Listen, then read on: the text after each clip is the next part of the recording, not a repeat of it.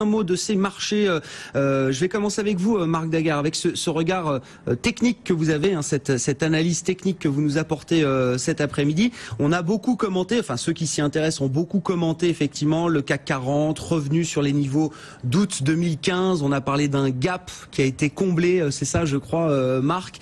5100 points aujourd'hui sur le CAC 40. Qu'est-ce que ça veut dire? Est-ce que ça veut dire que la suite est aussi facile que ce qui s'est passé ces dernières semaines, ou est-ce que ça peut être plus compliqué désormais? Comment est-ce que techniquement là vous regardez ce marché, et notamment le marché parisien qui nous intéresse peut-être encore plus? Oui, alors d'abord pour répondre directement à ce que vous venez de me dire, le gap en question, moi j'ai du mal avec les gaps à long terme. C'est-à-dire qu'un gap, s'il n'est pas comblé rapidement, c'est un trou de cotation, c'est-à-dire on termine une séance un soir et puis on commence le lendemain la séance, alors ou très au-dessus ou très en dessous. Voilà, on a des gaps baissiers ou des gaps haussiers, mais on a un trou de cotation entre la séance de la veille et le démarrage de la séance du lendemain. Oui, et un trou qui est censé ne pas être rebouché le jour même aussi. Oui, c'est ça. Puisque sinon, sur le graphique que vous regardez par la suite, il n'y a plus de trou. Mais plus de 2 ans après, vous dites ça n'a pas forcément de sens. Oui, ça a moins de sens. C'est-à-dire que les gens aiment bien chercher des... Voilà, moi je pense qu'aujourd'hui, vous parlez d'août 2015, je pense le point haut qui avait lieu en avril 2015, là, 5280, je pense que c'est... Non, c'est pas forcément un objectif. C'est-à-dire que nous, techniquement, on cherche des balises. C'est-à-dire, on cherche des niveaux qui pourraient, d'une manière ou d'une autre, arrêter le marché ou le ralentir. Ou bon, là aujourd'hui, les précédents plus hauts sont souvent des niveaux qu'on regarde. D'autant plus quand c'est des plus hauts majeurs. Donc le prochain objectif de résistance, même si c'est pas celle qui nous semble la plus difficile à franchir, ça sera sur ce niveau-là.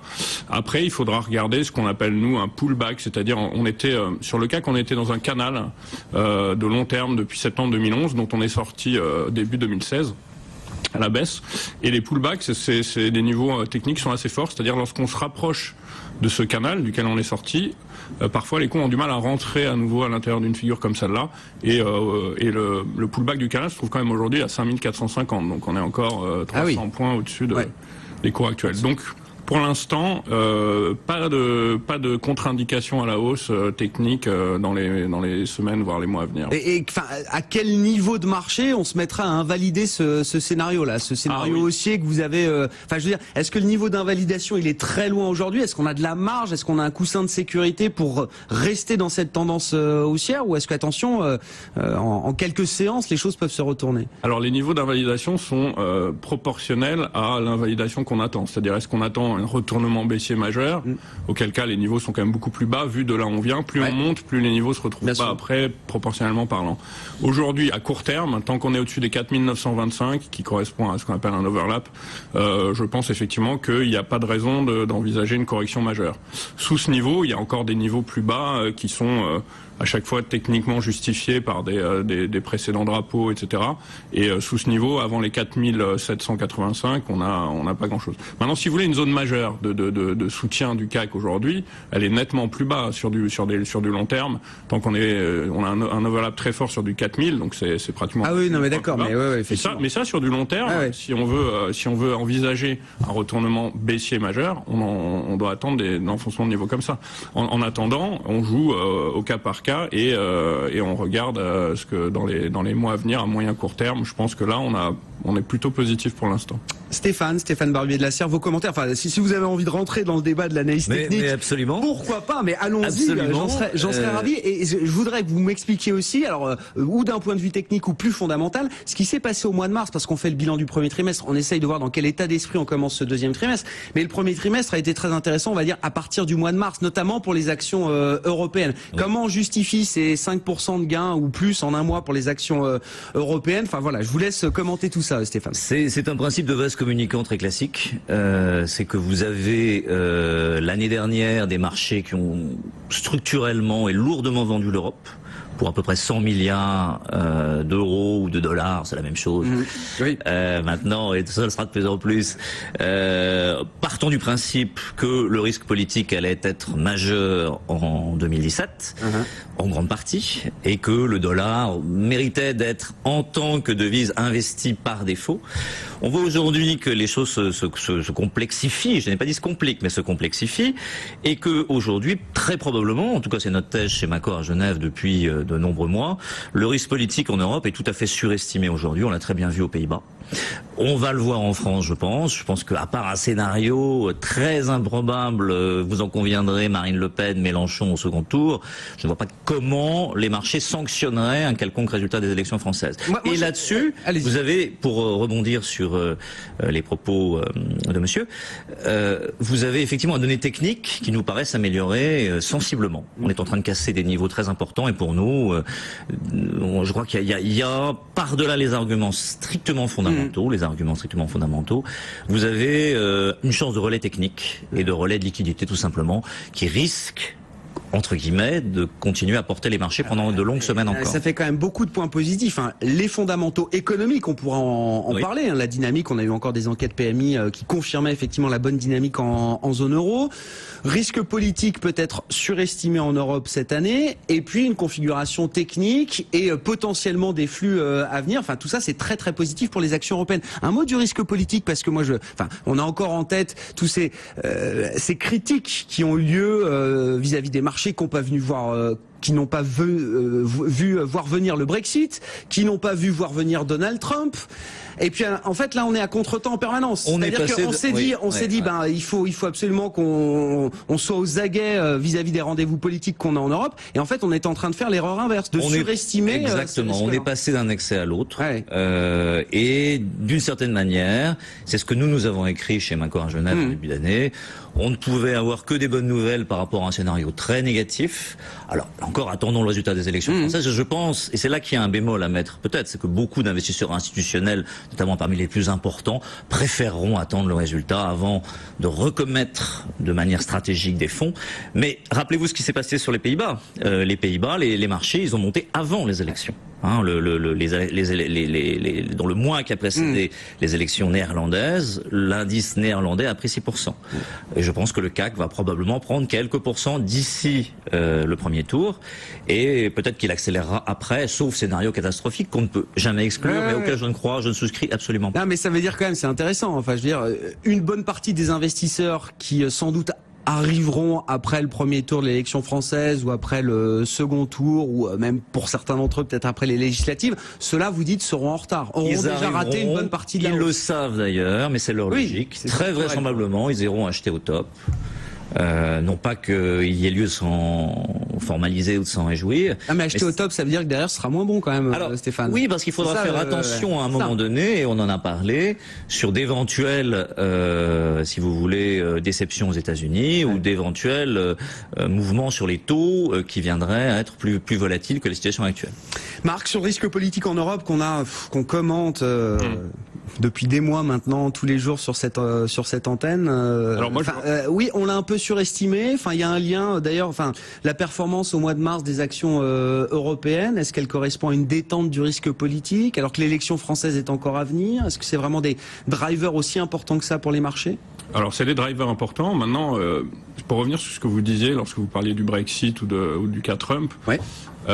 Plusieurs choses. D'abord, aujourd'hui, sur les marchés qu'on vit aujourd'hui, ça fait un moment que je travaille sur les marchés, on vit plus les mêmes causes, non plus les mêmes effets.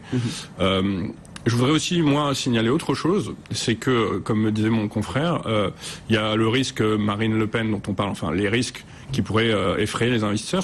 Pour moi, c'est pas tant le risque Marine Le Pen, c'est le risque sorti de l'euro qui est le vrai risque. La question, c'est est-ce que Marine Le Pen ira jusqu'au bout de ce processus, parce qu'une fois qu'elle aura, vous savez, juridiquement, elle aura la possibilité d'aller jusqu'au référendum, jusqu'au Frexit. Oui. On l'a vu par exemple avec Trump. On a vu que pré-Trump, on annonçait une catastrophe si Clinton ne passait pas. Post-Trump, les marchés ont plutôt monté, même s'il y a eu quelques soubresauts d'ici là, et que maintenant, on est effectivement sous le joug de ce que va pouvoir sortir ce personnage, qui est quand même un personnage. Mais en dehors de ça, est-ce qu'aujourd'hui, il y a un discours politique, qui est un discours de communication préélectoral, mais une fois que les gens sont en poste, la vraie question, c'est pas seulement est-ce que Marine passerait, même si je rejoins mon confrère, je pense pas qu'elle passe, mais si jamais elle passait, est-ce qu'elle sortirait vraiment de l'euro? C'est là le vrai risque. Et les marchés pourraient en douter. C'est ça que vous dites. Ce que je dis, c'est qu'ils attendront de voir. Si une fois qu'elle commencera à parler, elle dira, je sais pas, imaginez, comme l'a fait Trump, elle prend la parole après être passée, et là elle dit, oui, effectivement, dans les premières choses que je vais faire, on va sortir de l'euro comme je l'ai promis. Là, oui, là le marché va sanctionner.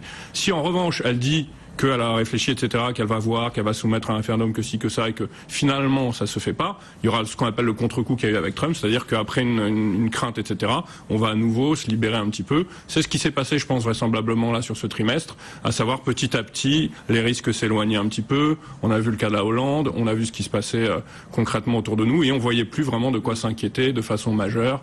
Et finalement, les investisseurs ont repris un peu de confiance en se disant, justement, j'avais peut-être pas envie d'acheter le top, donc essayons un petit peu de voir ce qui peut se passer maintenant. Bon, allez, environnement favorable pour les actions européennes notamment, c'est ce que vous nous disiez, Stéphane Barbier de la Serre. Néanmoins, est-ce que les thèmes de marché ont déjà tourné? Est-ce qu'on est toujours dans ces trades reflationnistes ou ces trades Trump, ou est-ce que on est encore bercé par ça, mais est-ce que le marché, lui, n'est pas déjà passé à autre chose d'une certaine manière? Alors, si vous vous souvenez, la dernière fois que je suis venu sur votre antenne, il y a quelques semaines, j'avais dit, nous croyons beaucoup au reflation trade, au fait de jouer les financières, notamment pour comment dire, incarner ce mouvement haussier. Mais j'avais dit également autre chose. J'avais dit que si le rallye, la hausse, doit continuer sur les marchés européens, d'un point de vue quasiment mécanique, elle doit épouser les contours plus généraux du marché. C'est-à-dire que vous devez également avoir des pharmaceutiques qui payent, des services aux collectivités qui payent, ce qu'on a vu ces derniers jours, en fin de semaine. Et nous, la semaine dernière, on a dit, après avoir été très négatif sur ce secteur-là, on a dit il est temps de revenir sur les pétrolières, les parapétrolières même, parce qu'il va y avoir un rattrapage au prochain trimestre, on va prendre les perdants, et c'est exactement ce qui s'est passé. Vous voyez, c'est une construction saine, ça, du marché, de reprendre les briques les unes après les autres. Vous pouvez pas avoir un marché, vous pouvez pas imaginer dans la durée qu'un marché ne monte qu'avec les financières ou qu'avec les industriels. Ça, j'ai envie de dire que c'est le premier étage de la fusée. Là, vous avez un deuxième étage, donc ce sont les pharmaceutiques, les utilities, ces secteurs-là. Plus, vous voyez, des secteurs, on va dire, plus de pères de famille.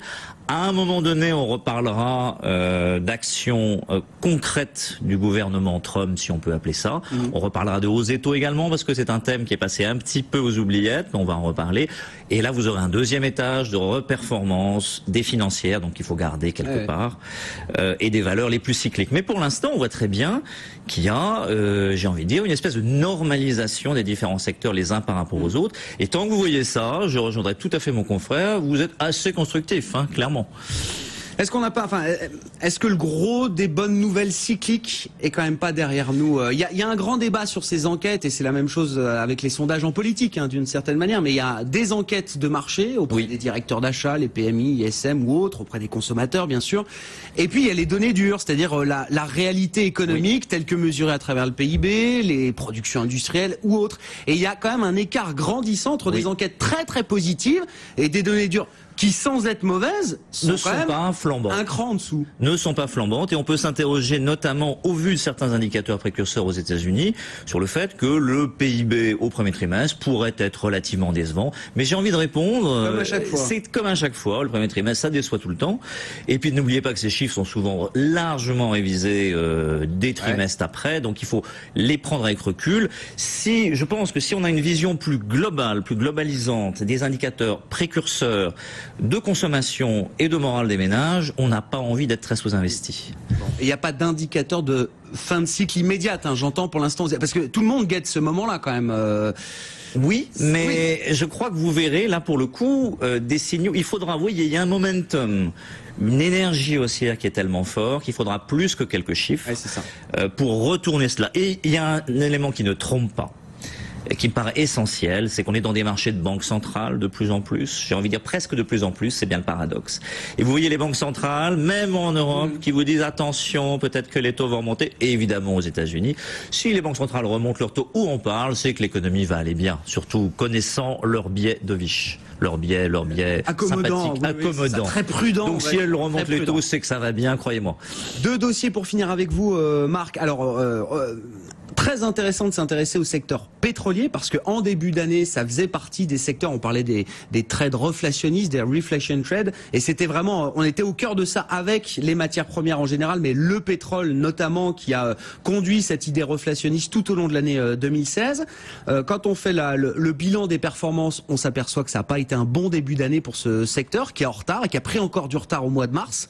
Donc un mot peut-être de Total, qu'est-ce qu'on fait avec le titre Total à Paris, et puis un mot de l'actualité immédiate également avec Genfit dans le secteur des biotech, je le rappelle, là qui s'envole de plus de 12% à 33 € désormais. Je vous laisse commenter tout ça, Marc. Oui, alors d'abord pour Total, oui, comme à l'accoutumée, je sélectionne quelques titres qui me semblent avoir un bon potentiel au moment de venir vous voir, et Total semblait effectivement faire partie de ces valeurs, même si c'est pas une valeur sur laquelle je vais facilement, parce que c'est une valeur difficile déjà à lire techniquement, un peu lourde dans tous les sens du terme, avec une volatilité très faible. Mais aujourd'hui, techniquement, le titre semble sortir d'une phase de correction assez classique qui a eu lieu ces dernières semaines en 3 temps. Il a atteint de nouveaux records, des plus hauts, etc. Donc une dynamique haussière qui s'installe. Et là, en termes de timing, je pense qu'on est effectivement dans un bon trend et je pense dans une optimisation de stratégie à mettre en place. Donc sur Total, oui, j'irai à l'achat. Et pour ceux qui souhaiteraient justement bénéficier d'un effet de levier, c'est-à-dire de pouvoir éventuellement multiplier un petit peu le potentiel de gain vu que la valeur, comme je vous l'ai dit, est pas très volatile. J'ai sélectionné ici un turbo. Alors vous voulez les niveaux sur l'action, c'est achat autour de 47 avec un premier objectif sur les 51. Donc bon, c'est ça. Non mais on va rester sur les niveaux techniques. Oui. Mais l'idée, sans rentrer dans le détail des produits, l'idée c'est que oui, c'est une valeur qui a toujours un peu de latence sur le marché. Vous dites si on veut vraiment en profiter, voilà, utilisons un turbo pour multiplier peut-être la sensibilité par rapport à l'évolution. Je pense que ça peut valoir le coup sur ce type de mettre un peu de levier sur Total, ça vous paraît intéressant aujourd'hui, alors que ça fait partie d'un secteur qui contre-performe ou qui déçoit quand même depuis le début de l'année. Juste une dernière chose sur Total que je tiens quand même à signaler. On parle souvent de corrélation et pétrole, pétrolière, etc. On fait un lien assez direct. Oui. Voilà, on fait un lien direct, parfois à tort, sur certains titres en tout cas. Par exemple, Total, vous regardez le graphe de Total, il n'a strictement rien à voir avec l'évolution du pétrole. Parce que Total a d'autres antagonismes beaucoup plus complexes que l'évolution du pétrole même. Ce qui n'est pas le cas de valeurs comme Valourec, CGG, etc., qui elles sont beaucoup plus sensibilisées à l'évolution du Brent.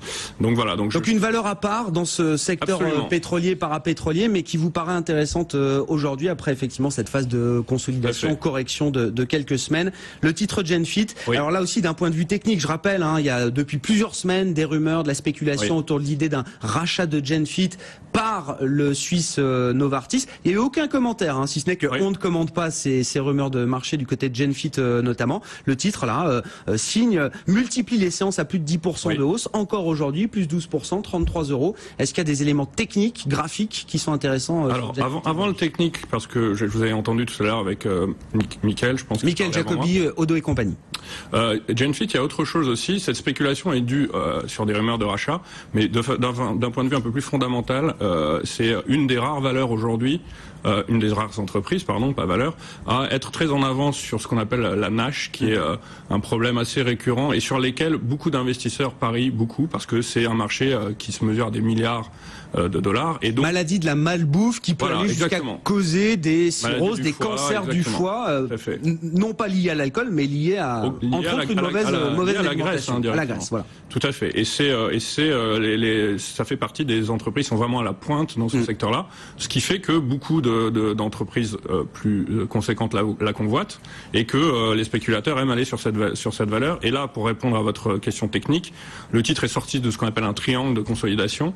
Donc c'est une figure dite de continuation. Donc la valeur, tout porte à croire que la tendance haussière va se poursuivre sur un titre qui là, pour le coup, à l'opposé de Total, est totalement volatile, puisque on a un premier objectif, nous, à 47, c'est-à-dire pratiquement 50% plus haut que les cours actuels. Sachant qu'elle a déjà pris 60% depuis le début de l'année. Oui, mais c'est du sévère. Stéphane, mot de conclusion, c'est du sévère. C'est du sévère, mais ce que je constate à l'issue de cette petite table ronde, c'est que, et c'est assez rare peut-être, la macro, la micro et les éléments chartistes sont assez en phase. Et ça me paraît positif pour les marchés. C'est pas si courant. On a eu l'alignement des planètes il y a 1 ou 2 ans, c'était l'euro, les taux, le pétrole. Là, c'est un autre alignement. Les fondamentaux, ça ne dure pas. L'alignement des planètes, comme vous le savez, Grégoire, ça ne dure pas. Mais par contre, ça fait des périodes qui peuvent être assez porteuses globalement. et dont il faut savoir tirer parti. Fenêtre d'opportunité donc Voilà. sur ces marchés, notamment ces marchés européens, ce début de deuxième trimestre. Merci beaucoup messieurs. Merci d'avoir été pendant une demi-heure avec nous. On marque une pause, on va se reconnecter à la séance du jour. Des marchés qui digèrent bien la hausse du mois de mars. On sort d'un excellent mois de mars, notamment pour les actions européennes. On prend quelques profits, on le voit sur le secteur bancaire, des actions européennes qui sont en léger retrait. Wall Street également légèrement négatif pour commencer ce trimestre. On fera un point complet. Dans un instant, on retrouvera notamment Sabrina en duplex depuis le Nasdaq. À tout de suite. BFM Business, Intégral Bourse, 15h, 18h, la bourse en temps réel.